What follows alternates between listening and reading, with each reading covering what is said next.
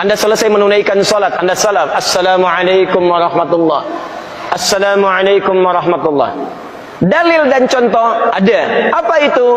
Begitu selesai Quran surah keempat ayat 103. Fa idza qadaytumus salata fadhkurullaha. Maka jika Anda tuntas mengerjakan salat, berzikirlah kepada Allah. Hadis Muslim hadis 593. Astaghfirullah, astaghfirullah, astaghfirullah.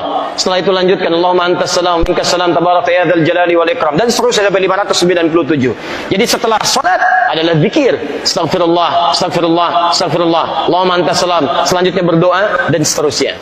Baik. Assalamualaikum warahmatullah. Assalamualaikum warahmatullah. Tiba-tiba tangan disodorkan untuk salaman. Kanan dan kiri. Boleh tidak?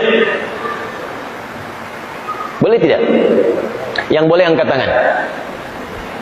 Yang tidak boleh angkat tangan. Yang wallahu a'lam, enggak usah angkat tangan. Karena waktu kita mau habis di sini. Lihat sini. Untuk menentukan boleh dan tidak, tadi kaidahnya. Lihat, ini sederhana. Cuman satu bagian dari kalimat, tapi maknanya dalam. Boleh dan tidak. Jangan asal bicara ini boleh, ini tidak. Anda tidak boleh menghukumi sesuatu di syariat kecuali memahami ketentuannya. Apa landasannya? Mana dalilnya untuk menentukan boleh? Anda tidak paham dalil, jangan bicara hukum. Kata Imam Malik, Anda hafal 100.000 hadis tapi tidak memahami isinya, jangan bicarakan tentang hukumnya. Apalagi Anda yang tidak hafal hadis baru tahu terjemahannya, tiba-tiba memberikan hukum pada orang lain, itu yang bahaya. Awas, hati-hati. Nah, bagaimana menentukannya? Apa dalilnya? Tayyib. Hadis riwayat At-Tirmidzi menyampaikan dari Nabi sallallahu alaihi wasallam, "Ma min muslimaini yaltaqiyani fayatasafahani illa ghufira lahumā qabla an yatafarraqa." Tidaklah dua orang muslim bertemu dimanapun kapanpun, catat kalimat itu. Dimanapun kapanpun, mau di dalam masjid, mau di luar masjid, mau di kantor, mau di rumah, kapanpun dalam kondisi yang dibenarkan. Mau setelah salat, mau di luar salat, yang dibenarkan. Karena di dalam salat gak mungkin Allahu Akbar, Allahu Akbar. Mustahil. Dalam kondisi yang dibenarkan. Ba'da salat, Assalamualaikum, Assalamualaikum. Di luar masjid, fayatasafahani, tiba-tiba keduanya bersalaman. Salaman. Ghufira lahumā qabla an yatafarraqa. Maka diampuni dosa-dosa yang pernah melekat pada keduanya. Pada keduanya. Ini pernah membicarakan keburukan pada orang ini pernah berprasangka yang tidak baik, tiba-tiba salaman. Tapi salamannya menggunakan tasafah. Dari kata safaha, sesuatu yang lapang hatinya. Jadi ketika bersalaman itu ada kelapangan dalam hati. Masya Allah, salaman. Maafkan Pak ya, kalau selama ini ada yang khilaf, saya juga sama. Jadi lapang suasana hati. Itu begitu belum lepas ini, digugurkan dosa-dosa yang pernah melekat di antara keduanya. Ingat kalimatnya itu tajam, bukan salaman biasa. Kalau cuman begini, satu nengok ke barat, satu ke timur, masyriq wal maghrib, nambah dosa. Apa kabar? Baik. Satu dosa, yang ini dosa. Jadi begitu Anda salaman, fayatasafahani, lapang hati, ghufira lahumā qabla an yatafarraqa, turun ampunan Allah pada keduanya sebelum dia berpisah. Begitu berpisah, sudah tidak membawa dosa di antara keduanya. Baik, sekarang persoalannya, Assalamualaikum warahmatullah, Assalamualaikum warahmatullah, tiba-tiba salaman, tek kanan, tek kiri. Dalilnya ada yang tadi. Karena hadis tadi tidak membatasi. Mau ba'da salat, mau di luar masjid, mau jadi dari salat, yang penting salaman. Boleh tidak?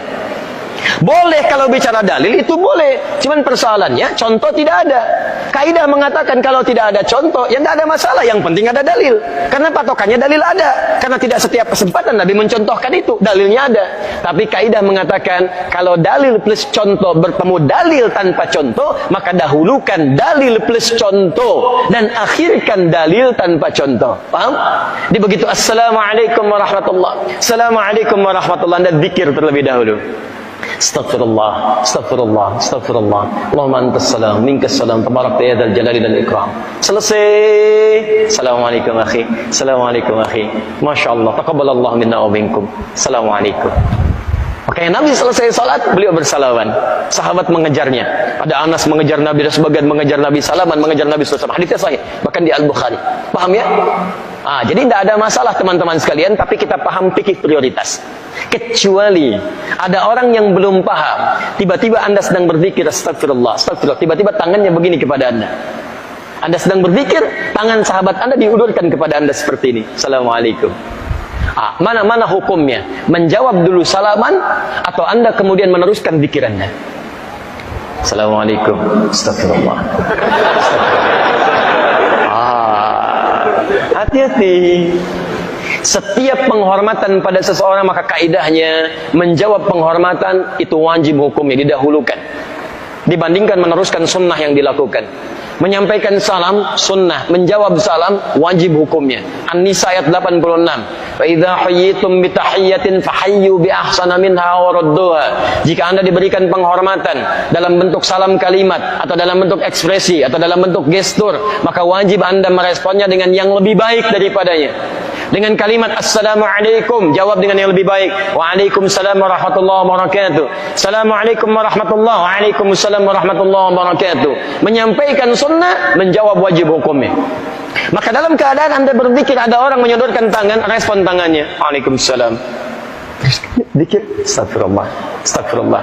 Merespon, please ada nilai dakwah di dalamnya. Paham ya? Assalamualaikum. Astagfirullah. Cari masalah Anda. Cari masalah. Gak direspon. Jenggot baru 3 gak ngerespon. Jadi ke jenggot tadi. Apa hubungan salaman dengan jenggot? Yang salaman tangan, yang disoal jenggot.